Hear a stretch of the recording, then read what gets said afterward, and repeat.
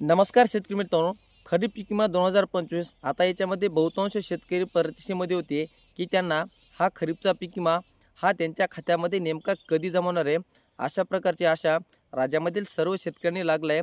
तर मित्रांनो, आता आपण व्हिडिओच्या माध्यमातून या पीक विम्याविषयी एक महत्त्वपूर्ण असा अपडेट जाणून घेण्याचे प्रयत्न करणार आहोत. तर मित्रांनो, व्हिडिओ शेवटपर्यंत बघा, जेणेकरून तुम्हाला याची संपूर्ण माहिती मिळणार आहे. तर मित्रांनो, खरीप पीक विमा 2025 आता याच्यामध्ये राज्यामधील सर्व शेतकऱ्यांचं जे काही विमा आहे तर त्याचं कॅल्क्युलेशन करणं चालू झालं आहे.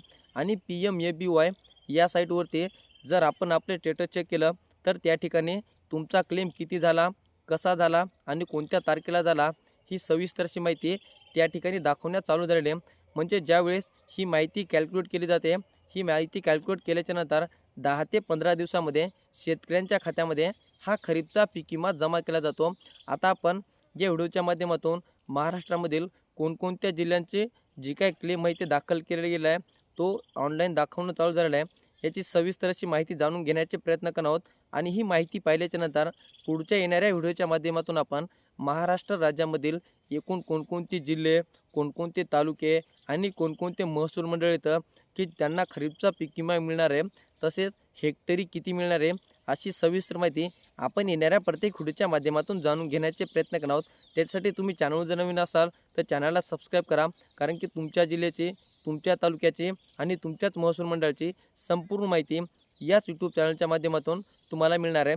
तर मित्रांनो, आता आपण नेमके महाराष्ट्रामधील कोणकोणते जिल्हे आणि त्या जिल्ह्यामधील पीक विमा चालू होणार आहे ही माहिती बघणार आहोत. सर्वात महत्त्वाचं म्हणजे छत्रपती संभाजीनगर या संभाजीनगर जिल्ह्यामधील सर्व शेतकऱ्यांना खरीपचा पीक विमा मिळणार आहे. आणि या शेतकऱ्यांचं जे काही विम्याचं कॅल्क्युलेशन आहे तर ते सध्या सुरू आहे आणि लवकरच 2 ते 3 दिवसामध्ये यांचं कॅल्क्युलेशन पूर्ण झाल्याच्यानंतर या जिल्ह्यामधील शेतकऱ्यांना खरीपचा पीक विमा वाटपासाठी चालू होणार आहे. त्याच्यानंतर हिंगोली जिल्हा, तसेच नांदेड जिल्हा, बीड जिल्हा, जालना जिल्हा, तसेच धाराशिव जिल्हा, लातूर जिल्हा, त्याच्यानंतर परभणी जिल्हा, अहिल्यानगर जिल्हा, त्याच्यानंतर सोलापूर जिल्हा, त्याच्यानंतर जालना जिल्हा, बीड जिल्हा, लातूर जिल्हा, तसेच धाराशिव जिल्हा, त्याच्यानंतर अकोला जिल्हा, यवतमाळ जिल्हा, नागपूर जिल्हा, त्याच्यानंतर ठाणे जिल्हा, पालघर जिल्हा, रायगड जिल्हा, त्याच्यानंतर रत्नागिरी, तसेच सिंधुदुर्ग, त्याच्यानंतर धुळे, जळगाव, नंदुरबार, पुणे, सांगली, सातारा, कोल्हापूर, वर्धा, भंडारा, गोंदिया, तसेच चंद्रपूर जिल्हा, त्याच्यानंतर गडचिरोली जिल्हा, ह्या सर्व जिल्ह्यामधील शेतकऱ्यांना खरीपचा पीक विमा हा वाटप होण्यासाठी सुरुवात होणार आहे.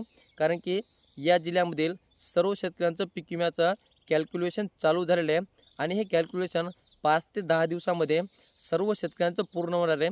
आणि ज्या शेतकऱ्याचं, ज्या जिल्ह्यामधील शेतकऱ्यांचं कॅल्क्युलेशन पूर्ण होईल, ह्या सर्व शेतकऱ्यांच्या खात्यामध्ये 5 ते 10 दिवसामध्ये या खरीपच्या पीक विम्याचं वाटप चालू केलं जाणार आहे. तर मित्रांनो, हे होते महाराष्ट्रामधील एकूण जिल्हे की कोणकोणत्या जिल्ह्यांचं कॅल्क्युलेशन चालू झालेलं आहे आणि कोणकोणत्या जिल्ह्यांचं कॅल्क्युलेशन पूर्ण होणार आहे, ही सविस्तर माहिती आपण या व्हिडिओच्या माध्यमातून जाणून घेण्याचे प्रयत्न करणार. आणि या व्हिडिओच्या आणि येणाऱ्या व्हिडिओच्या माध्यमातून आपण पूर्ण जिल्ह्यांचा अपडेट एकत्रितरित्या जाणून घेण्याचे प्रयत्न करणार आहोत. चला तर मित्रांनो, भेटत राहू नवीन माहितीसह, नवीन व्हिडिओसह. धन्यवाद.